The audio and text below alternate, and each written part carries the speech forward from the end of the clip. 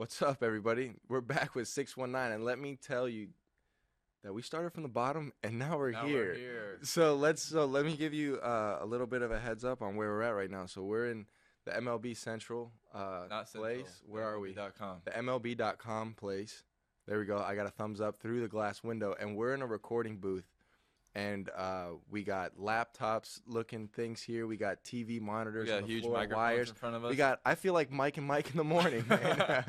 we got 4 TVs all come together, but there's one picture. So like it's 4 TVs, but one picture, and it's What's the picture of, Nicholas? So it's the picture of Shane. It's Shane and myself in the broadcasting booth in Comerica Park, where we did our first episode, when we were kind of putting all this together, and me holding up a little note sheet on our first outline. Mm-hmm. We don't even use an outline. we don't even use an outline anymore. Our podcasts are a lot like Bob Ross's paintings. We just wing it, and it kind of just happens. It just happens, you know. It's just happy clouds and happy trees. No mistakes, just happy accidents. So what do we got on the agenda, Nicholas? So on the agenda, first off today, we're going to talk about just how cool. Let's talk about our interview, our scrapbooking little piece that we did right now. How do you think you did on your scrapbook? I think I did good. So the reason Let me tell you something about your scrapbook. Okay, go ahead. Every picture that you put on your scrapbook, the corners, they like matched up perfectly. Yeah. You know, like, you remember the cube thing? Yes. Like, I think that this scrapbook, we could make our own cube out of it, because every picture that you did was like perfectly like mashed up and perfect rectangles, right? And then every one that I did, none of the pictures were straight. None of them matched. They were all tilted. So if you look at my scrapbook page compared to yours, it would say that my house is probably more organized than yours. You think? Maybe. I mean, it depends on how, you know, like if my organization on my pages leaks into every other aspect of my life. Okay. I'm going to admit it does not, fortunately. But if it did, you know, I would never lose anything. What do you ever lose anything? Well, I don't lose stuff, but I misplace stuff All the time. All the time. And then I'll leave the car keys next to the refrigerator or in the closet or wherever, and I'm just walking around just aggravated. Okay, so when you get home, you walk in your door. You have your car keys, your wallet, and your phone. They're all in your pockets. Yeah, I do the 3-tap. Right. I do the same tap. 3-tap. And if you're on the road, you got to do 4 taps, because the key's in my back pocket, my room key. My room key is in my wallet. I have a designated slip for my room key in my wallet. I have a designated back right pocket for my room key. 3 taps. Okay, so same, but different. But different. Okay, so my question is, you walk into your house. You just parked your car. You got out. You locked it. You walk into your home. Okay. You got your phone, your wallet, and your keys. What do you do with them? It's different every time. See, that's the thing. Of course. Yours is different every time. I put mine in the same spot every time. To the point to where, like, even when I think I lost one, I know where it's at, because I know the spot that I put it every time I think I lost it. Does that make sense? That makes a lot of sense. Like, walk into my closet, and I'm going to change quick, so I'll take my phone and just kind of, like, throw it on, like, a shelf in there, and then I'll get changed and I'll leave. And an hour later, I'm like, where's my phone? Well, car keys was a bad example, because car keys I'm usually pretty organized with. Wallet is more worse, and phone is also worse. Because, like, I'll be sitting on the couch, have that, my phone will be there, and then I got to go dad duty, phone stays on the couch. All of a sudden, now I'm spending the next 6 minutes looking for my phone. To the point where I'm just like, you know what? I'm going to Apple and buying a new one. I'm not even dealing with it. Luckily, you can do that. So scrapbooks came out great. It's pretty cool talking and getting to know, you know, our hosts. Yeah, I think it's more cool that, like, they invited us here and we're able to do this. Absolutely. It all started from eating lunch in spring training and deciding to put microphones in front of us when we talk. Well, that goes back to a big reason why we wanted to do this was it's people helping people, you know. So we got to give a bunch of thanks to all the people that are helping, you know, our podcast get recognized, you know. One thing that was also pretty cool, we saw the Cubs started a podcast too called Show and Go, and we saw a clip of Ben Zobrist touching a little bit on the importance of knowing how to use coaching the right way. Do you want to elaborate on that? Well, I'll elaborate on the fact that I think it's awesome that other players are doing it. I know CeCe's been doing it for a long time. Even when I played with him a few years back, he was doing it. But I think it's great that a lot of people are starting to do it just because, it's different when we're sitting here with a microphone in front of us compared to, like, a reporter standing here with a microphone asking you questions, because we can't here we can paint our own pictures. Bingo. When a reporter's asking you the questions, they're painting the picture. So I think it's great that players are starting to paint their own pictures, and I hope that the fans are enjoying it because that's why we're doing it. I agree with that. As whether players admit it or not, when we have interviews or media asks, questions or this and that, you always have a guard up. You always have your guard up because you can always have the guy who's going to take something that you say and spin it in the opposite direction, and then now you have a mess that you didn't even start in the first place. And you're responsible to clean it up. And they're going to do things like ask you a question to try to get you to say something maybe controversial, and if you don't answer it the way that they wanted you to, they'll ask you the same question but word it differently. Absolutely. To try to get you back to that spot. Yeah. And when we're here, we don't have that. You know what frustrates me? The fact that there's people in the media that have nothing to do but just to go on players' Twitters and go back 7 years from when they're 16, 17-year-old kids and look at the things that they tweet or post and then try to imply that there's something wrong with their character right now because they said something 8 years ago when they were a teenager. Does that bother you? Like it bothers me? I don't know. It's a touchy subject because does it bother me that somebody's digging that deep just to bring up a controversy? Yes. That's the point. Yeah, that bothers me. I mean, everybody's made mistakes, right? You've probably done stuff in your life that you're not proud of. Absolutely. And you've still been successful. And I would imagine that most successful people, at some point in their life, they did something that if the whole world knew, they wouldn't take it right. Like they wouldn't take it very well. And that's just a part of growing up, right? It's a part of learning. And that's, there's people, everybody's a kid from somewhere. Everybody comes from a different background, right? There's people that are sheltered. There's people that aren't sheltered. I was exposed to stuff when I was 12 years old that most 12-year-olds probably aren't exposed to, and I'm all right. Look at us. We're at MLB.com, and we're doing a podcast. With microphones in front of our face. So it's like you learn from your mistakes, right? And that's what makes you who you are. Like the puppy dog's going to pee in the living room. It's pretty much guaranteed, right? You just got to teach it that it should not pee in the living room. It should pee outside. And even after you teach it to pee outside, every once in a while he might pee in the living room still. No one's perfect, man. Nobody's perfect. No one's perfect, and no one has all the answers. Well, I got a lot of answers. We all know that. But yeah, I don't know, just seeing all that, and I would. Yeah, it's unfortunate that people have to deal with that. Yeah. When most of them probably thought that was in the past, and they've moved on and grown, and then boom, here it is again while they're in the spotlight, and they have to deal with it, and that's unfortunate. I would agree with that. The only reason I bring this up is because I was scrolling through my newsfeed, and apparently JD had to explain himself with the Second Amendment thing. Did you see that? So I know JD. Our families are very similar in the sense that Cuban American came over with the Cuban Revolution in a place where the government kind of overthrew by force the country, and now the citizens are left with the decision of completely change the way we're going to live everyday life, and our freedoms are pretty much going to be not what they were, or move, right? And JD defended pretty much a while. This was years ago. This was before JD Martinez fixed his swing. So like it's not like anybody really cared. Right. So he got to say, he was probably just saying it more for his friends that he went to Flanagan High School with. Right. Right. Who also are going to say ridiculous things on Instagram, and a lot of it is sarcastic. Anyway, so it was something posted about I guess Hitler disarmed the country, or his country, something with his regime before all of that nonsense started. And JD compared it to like I guess them trying to take away guns or whatever, and JD was like, well, that's why I always stay strapped.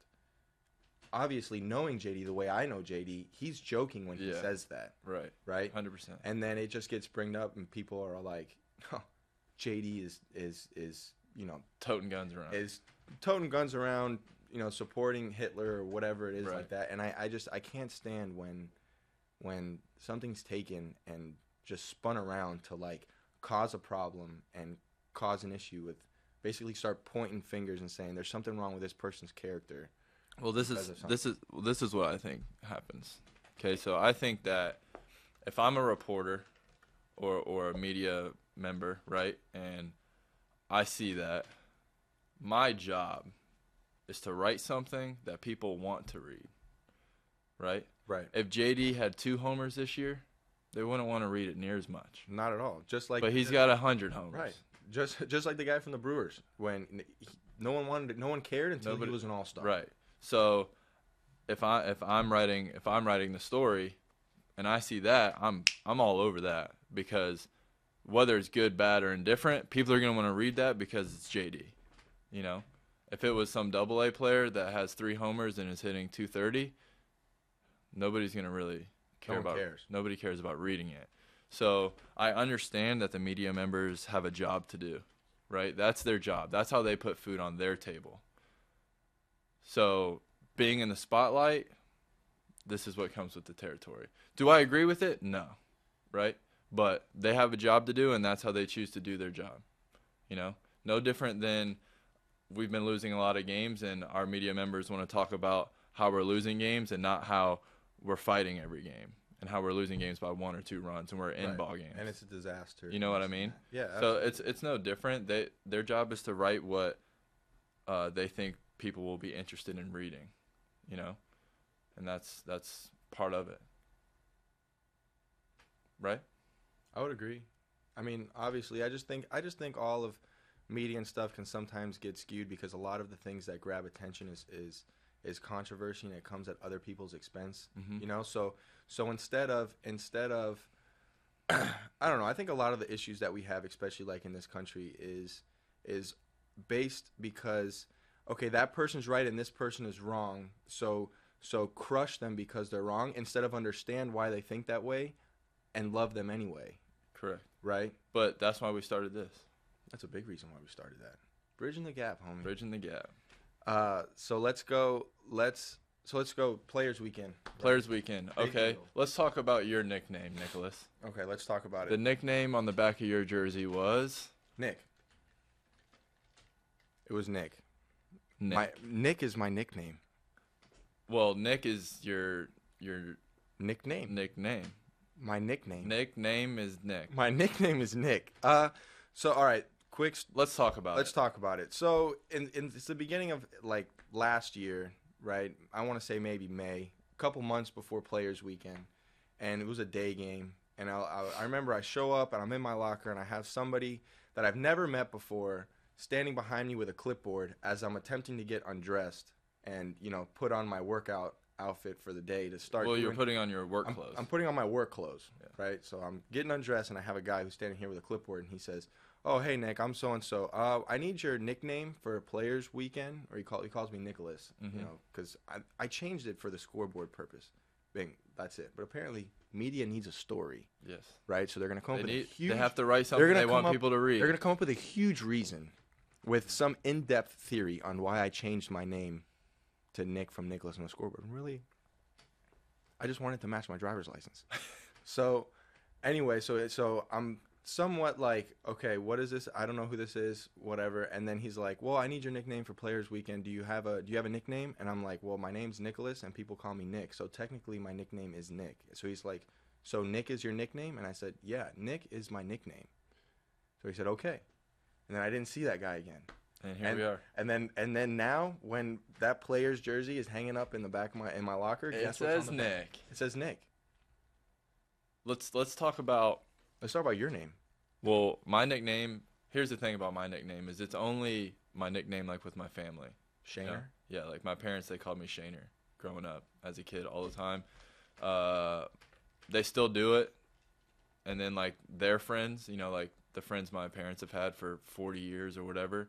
Obviously, I grew up around them or seeing them, once or twice a year. That's what they all called me, was Shaner. But none of my friends growing up ever called me Shaner. They just called me Shane. But I went with Shaner. I originally went with Shaner because I knew that I was going to get that jersey and then give it to my parents. Yeah. And it would be very meaningful to them if I got Shaner and I gave it to them. Do you think which that is what I did. Do you think that baseball would be more fun if every game was like Players Weekend? And more in the sense of not so much the jerseys and everything. Obviously keep the jerseys and uniforms the same, but like no regulations on bats, no regulations on cleats, no regulations on socks, any wrist wear, batting gloves, nothing. So like you could draw as much attention to yourself or as little as you wanted. So do you think that'd be beneficial? I think that everybody on the field should be dressed the same as far as like jersey, pants, socks, hats, but I think like cleats, obviously jewelry, people wear ridiculous amounts of jewelry. Some people wear more than others, obviously. And then cleats, I think you should be able to do whatever you want.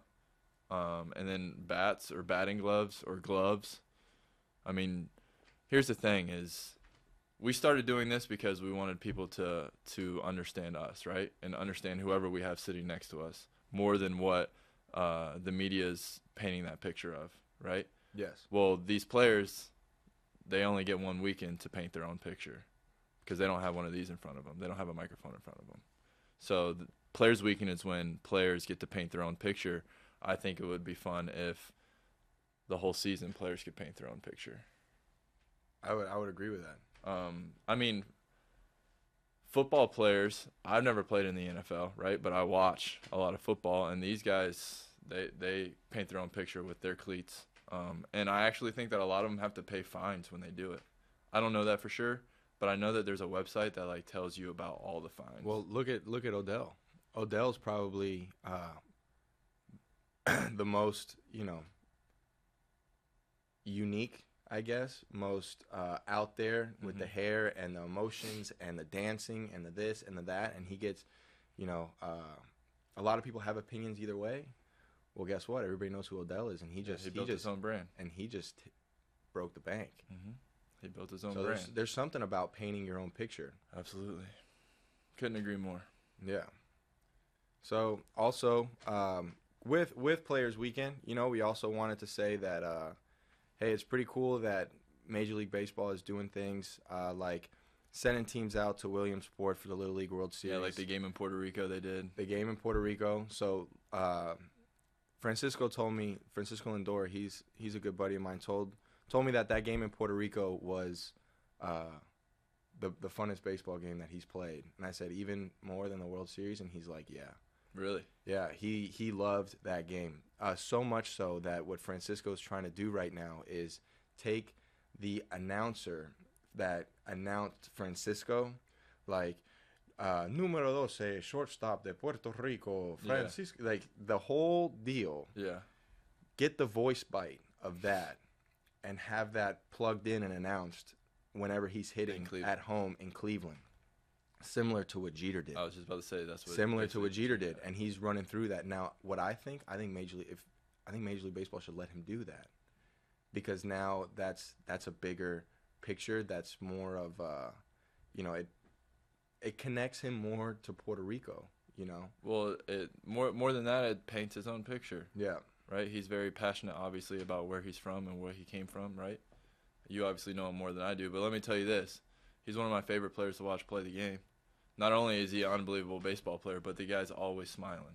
Oh, well, he's Mr. Smile. He's Mr. Smile. But let me tell you, he wasn't Mr. Smile when his teeth were messed up, because I knew him when he was 16 before he had braces.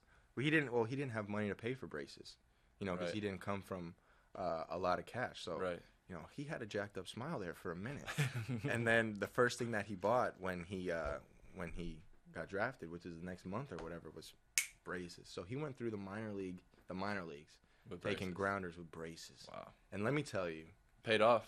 Well, no, it paid off big time. But taking grounders with braces, I tell you, back in the day when I had braces, I was a shortstop, and taking a bad hop to the lip with braces, hurts.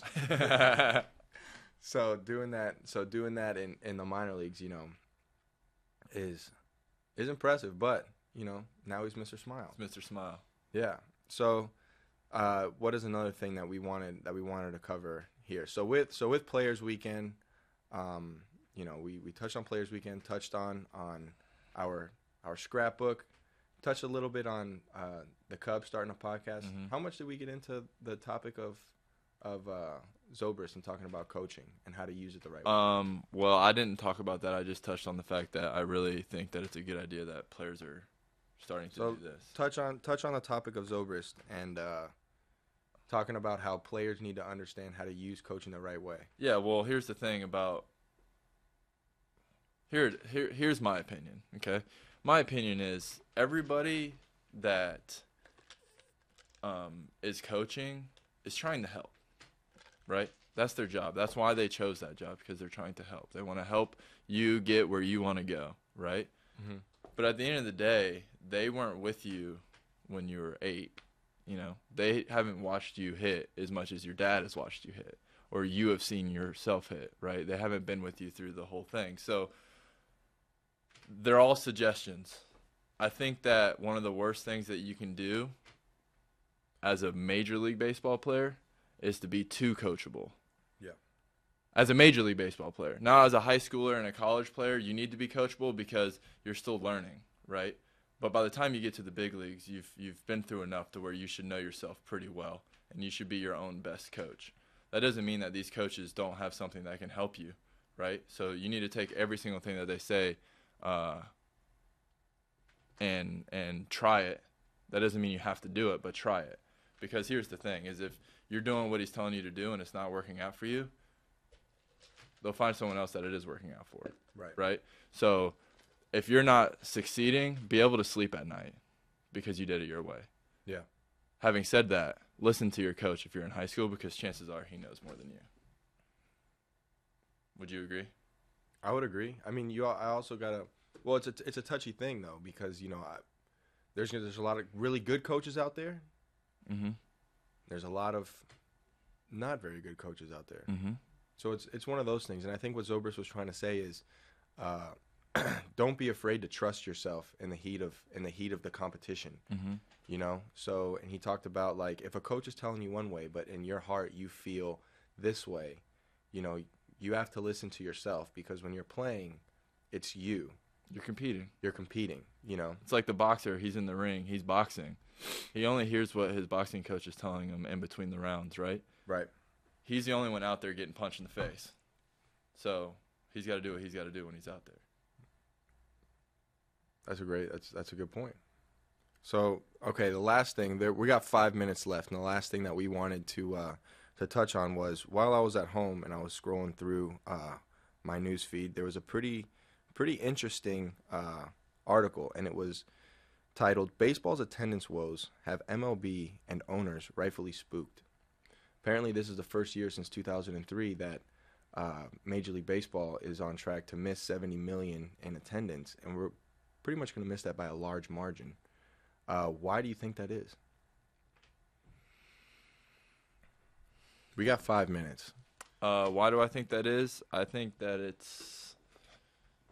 there's so much technology now that I can watch a game live on my phone from anywhere.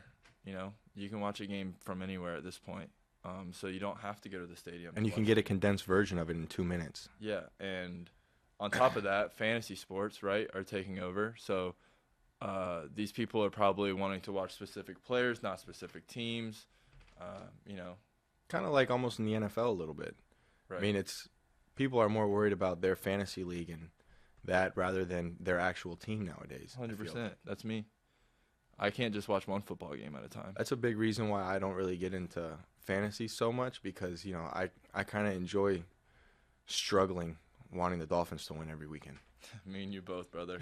So, should we be worried about that? Because do you think that's going to get better, or do you think that's going to get worse? Me personally, it's going to get worse. I think it's going to get worse, and this is why, is because nowadays, especially with now, the way baseball is, you have everybody throws 100 out of the pen. Launch angles and stuff want homers.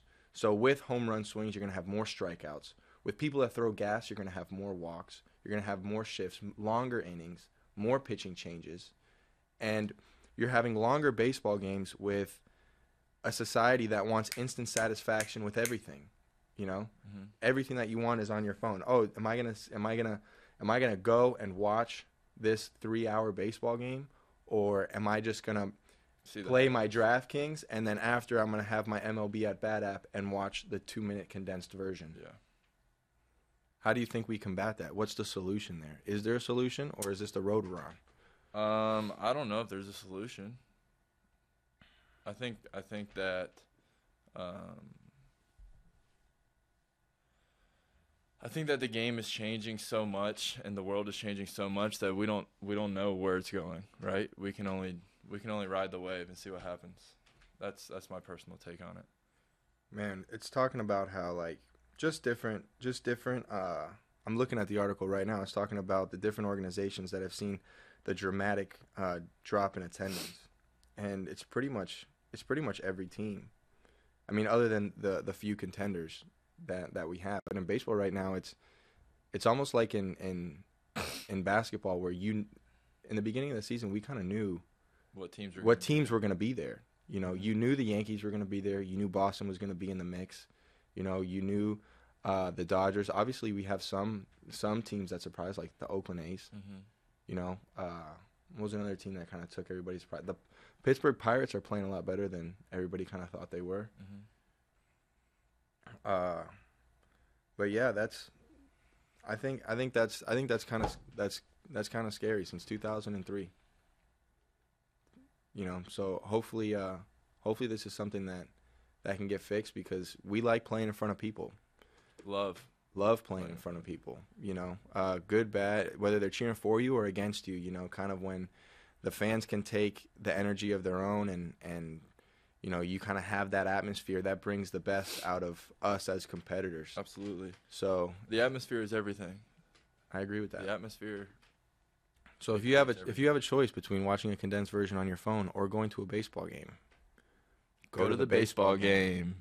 So Victor Martinez, you know, 16-and-a-half-year career, 17-year career, has announced his retirement, and this is his last month of his.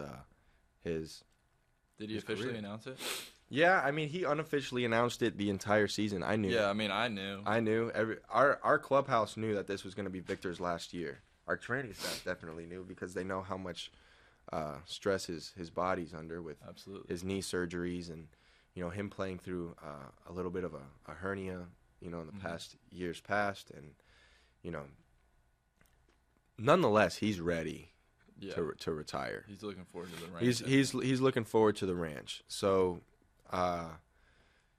this is his last little, you know, hoorah, and I can only imagine what's going through his mind right now. I know that he's having his whole family with him on the road, with him for the rest of the year. So he's gonna have his 3 little girls and Victor Jose with him, his wife, and this is it. This is his last go around for something that he's done since he was a kid in Venezuela, like we heard on the podcast.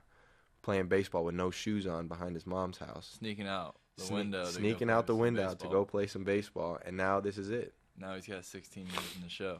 He's got 16 years in the show. And I was talking to him on the plane. And, you know, it was really cool. And by saying this, I'm not bragging. He's not bragging at all. So I don't want anybody to get the sense that he's bragging. He was just reflecting on his career.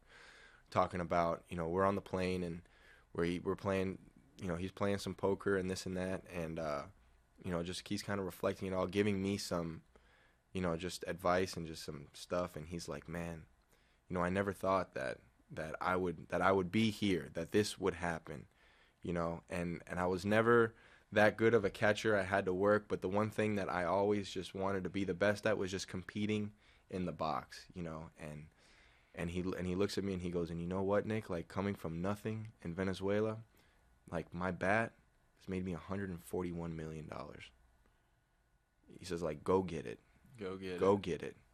Absolutely. You know, and that was a pretty like crazy thing for me to hear because, you know, like you want it, but then you have somebody that had it and somebody that did it and is reflecting on on the success of them having it, you know, and where they came from, and like, you know, hats off to that guy. Let me tell you something about this guy's bat, okay?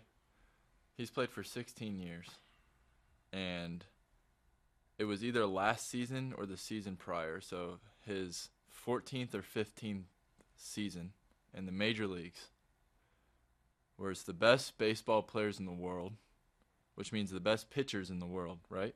Mm-hmm. And this guy, we were playing the Toronto Blue Jays, and Aaron Sanchez struck him out 3 times. And that was the first time in Victor Martinez's career that one pitcher struck him out 3 times in one game. And it took him 15 seasons before that happened. I wish I can say the same for me. There's a couple of pitchers that's punched me out 3 times. But is that incredible? Well, I mean, I'm not a hitter. But like when I was a starter, I used to punch 3 guys out sometimes. Yeah. And some of them were really good. And this guy went 15 years. He's a very special competitor, you know, and he's very intense. There's nobody more locked in than that guy. No, every pitch he is. And let me tell you something else. For this to be his last year or his last month or his last 2 months or whatever, like I have the luxury of being in the clubhouse until the 4th inning, so I see this guy after his first and second ABs, and for a guy who's not planning on coming back next year, this guy is still the most locked in. Like he's done, and he walks straight to the video room, sits down in his chair, and starts watching his at bat. Yeah, and starts studying it. He loves soccer. Do you see his spreadsheets and his organization stuff with like his soccer leagues and things like that? It's incredible. It's incredible, you know. But it's again.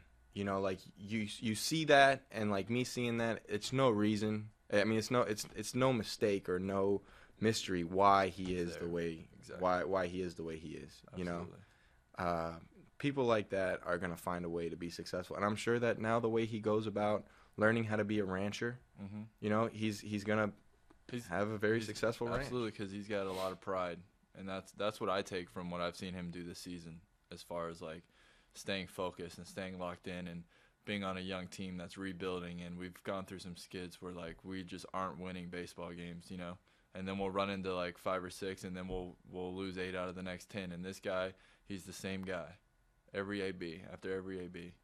And I look at that and I'm like, wow, this guy has more pride than most, because that's what he's playing for, right? He's not a part of the rebuild. No, I think it's safe to say he's not. He's playing for Unless pride. He's coming back to coach. He's playing for pride, and at the same time, he's playing to show us how to play and how to go about it. And I think that if players pay attention, is unvaluable.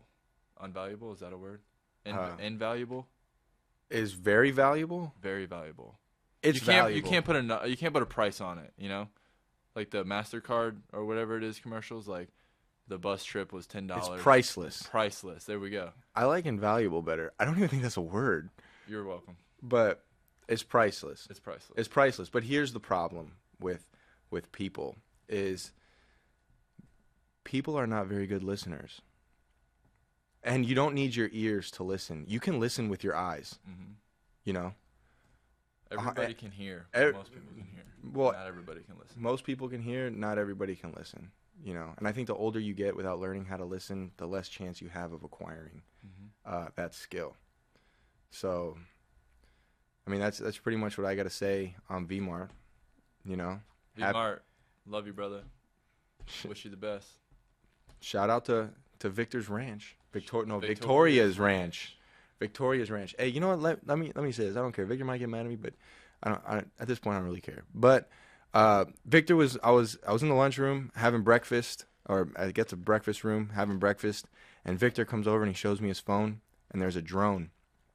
I was flying over this massive piece of land, and like this beautiful house being built, and there's a huge like thing of a pool, and he's showing me the outline of the pool, and he goes, yeah, like this is gonna be the place you sit, and this is gonna be kind of like a waterfall. And I look at Victor and I say, Victor, on 3, I want you to say out loud, I made it. And Victor looked at me, and I was like, "I don't say it out loud." He goes, "I want you to say I made it." And he looks at me, and he gives me 5, and he goes, "I made it." And that's incredible, man, because like there's not many people that can hang up the jersey and cleats and glove when you choose to. Yes. You know, we're kids playing this game that 99.99999% of us, someone else is going to say, you can't play anymore because you're not good enough. You're not good enough to play the sport that you love anymore. Sorry. Sometimes they don't even say sorry. I doubt they say sorry. They probably don't say sorry. But the very few, you know, that walk out on their own terms. Special, man. Hats off, man. Hats off. Hats off. So, on that note, I think that wraps up our podcast in this beautiful MLB.com broadcasting booth. Hey, on 3, I want you to say we made it. No, we can't say that yet. Well, look at us. Yeah, that doesn't. 619, man. I don't feel comfortable saying we made it yet. I don't feel comfortable saying that. Not yet. Not yet. We're on the right path, but we got a long way to go. And a short time to get there. And we got a lot of topics to cover. You know, a lot of guests to still have. You know, a lot of charities to support. Hold on, time out. Shane had a great idea that he came up with the other day that we're putting into effect, and this is definitely for the people of Detroit. We are going to partner with so Jordan, what's Jordan's last name? Jordan Fields? Jordan Fields, who's incredible at his job. He's the best person at his job that anybody. He's incredible. If I was as good as my job as he is as his, I'm already a Hall of Famer. So Shane and I and Jordan, we're working together to partner with a children's hospital. And what we're going to do is we're going to supply all of the children with paint supplies, canvases, and everything like that. And we're going to allow them to paint whatever it is picture that they want on any topic, anything like that. And then we're going to make an online gallery, and we're going to auction them off. And there's going to be a large portion of that, the money that is going to go directly to the child and also to charity. Now, we're crunching out the details with it, and we're having a sit-down meeting with Jordan as soon as we get back. Jessica, my girlfriend, is going to be also heavily involved in making all this happen. But we just wanted to put it out there. And any support that you can get with these kids. So ideally, the big idea is we want to do that with Children's Hospital and children in orphanages. Did I say that right? Yeah, orphanages. I think so. Throughout Detroit. And we just want to get that out with, just kind of sparking the creative. Basically, let me tell the people how I came up with the idea. Basically, I just bought a home, and I'm trying to figure out, like pictures or paintings or artwork or whatever I want to, put on the walls. And I'm thinking to myself, like, man, I wish I could like buy a painting or buy a piece of art that like gave back or like meant something, because then it would mean something to me, So I'm sitting there and I'm thinking about it, and I'm like, man, I wish there was like somewhere I could go to buy a piece of artwork that was made by, some child, and when I purchase this artwork, it benefits. Because who's to say that child's imagination is not just as elaborate and correct as Pablo Picasso's? Exactly. So that's how I kind of came up with the idea, because I was wishing that I could go online and do that right then and there, and obviously you can't, so here we are. Okay, so that's the idea, and now we actually have to wrap up because everybody's looking at us through the glass window saying, hurry up. If we could hear them, they'd probably be yelling. All right, guys, don't forget your sunglasses on the way out. I'm talking to myself because I left them back there behind the TV because that's something I would do. All right, guys, thank you for tuning in. Until next time. Until next time. Well, actually, tomorrow might be next time because we're hanging out with Barstool, right? Ben is shaking his head. And who else? ESPN or something? Oh, we don't know. It's in the works still. We're in New York City. The Big Apple. Anything can happen. Stay tuned, guys. Take care. See ya.